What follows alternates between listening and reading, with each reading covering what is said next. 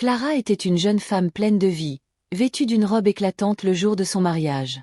Les lumières chaudes brillaient autour d'elle, et son cœur débordait d'espoir. Elle croyait sincèrement qu'elle entrait dans une nouvelle vie. Une vie où l'amour serait doux, stable et vrai. Quelques mois plus tard, quelque chose changea. Daniel devint distant. Il restait longtemps sur son téléphone. Il ne la regardait plus de la même façon. Clara ressentait un froid inexplicable, mais elle essayait de se convaincre que c'était normal. Jour après jour, Daniel parlait moins. Clara préparait le dîner, rangeait la maison, mais elle avait l'impression d'être devenue invisible. Un soir, il rentra sans même lui dire bonsoir. Ils mangeaient ensemble, mais Daniel ne levait jamais les yeux de son téléphone. Clara, face à son assiette, sentait son cœur se serrer. Le silence entre eux devenait de plus en plus lourd. Un soir, Daniel se mit brusquement en colère pour quelque chose d'insignifiant. Sans raison, il quitta la table et sortit de la maison. Clara resta seule, blessée et confuse. Les nuits devinrent difficiles.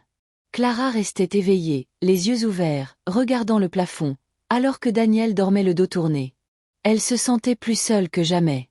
Malgré tout, Clara resta. Elle espérait que les choses changent. Elle priait, souriait, essayait de parler.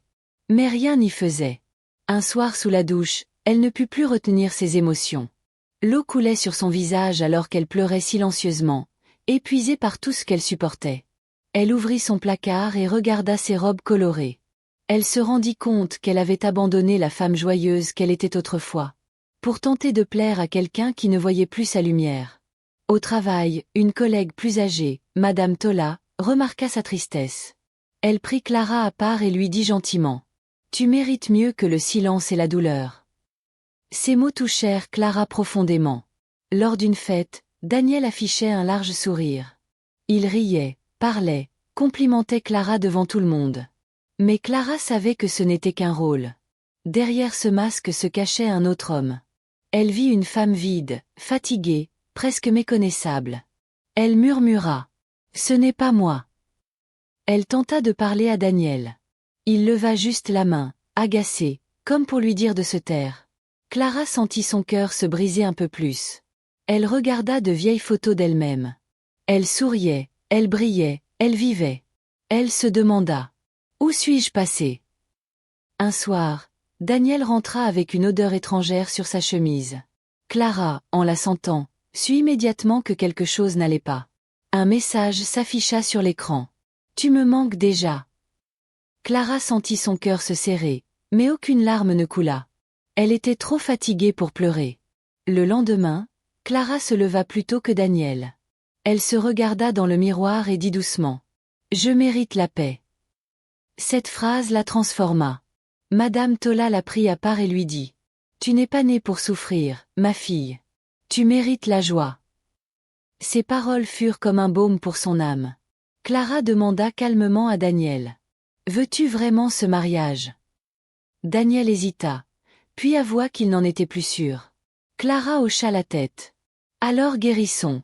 Séparément. » Clara fit ses valises en silence. Daniel, choqué, demanda : « Tu pars vraiment ? » Elle répondit : « Oui. Je choisis ma paix. » Rentrer chez sa mère fut étrange mais réconfortant. Sa maman l'accueillit avec amour. Clara sentit un poids quitter son cœur. Sa mère lui dit : « Tu es courageuse. Beaucoup restent et se détruisent. Toi, tu as choisi la vie. » Clara sourit pour la première fois depuis longtemps. Daniel voulait la voir. Il s'excusa sincèrement, reconnaissant ses erreurs. Il demanda : « Peut-on recommencer ? » Clara répondit calmement : « Non. Je te pardonne, mais je ne retournerai pas là où j'ai perdu ma lumière. » Clara commença à écrire, lire, marcher. Elle se reconstruisait doucement. Elle apprenait à s'aimer à nouveau. Plus tard, Clara commença à conseiller d'autres femmes. Elle leur disait : « Votre bonheur n'est pas un luxe. C'est un droit. » Son histoire devint une source d'inspiration. Un soir, elle observa le coucher du soleil depuis un balcon. Le vent caressait son visage. Elle sourit, apaisée, libre. Elle murmura : « Mes cicatrices ne sont plus des blessures. Elles sont la preuve de ma force. » Un mariage qui te détruit n'est pas un mariage, c'est une prison. Le silence protège la souffrance, jamais la guérison. Partir n'est pas échouer. Rester dans la douleur, oui. L'amour doit élever, jamais diminuer. La valeur d'une femme n'est pas dans son statut marital, mais dans sa paix intérieure.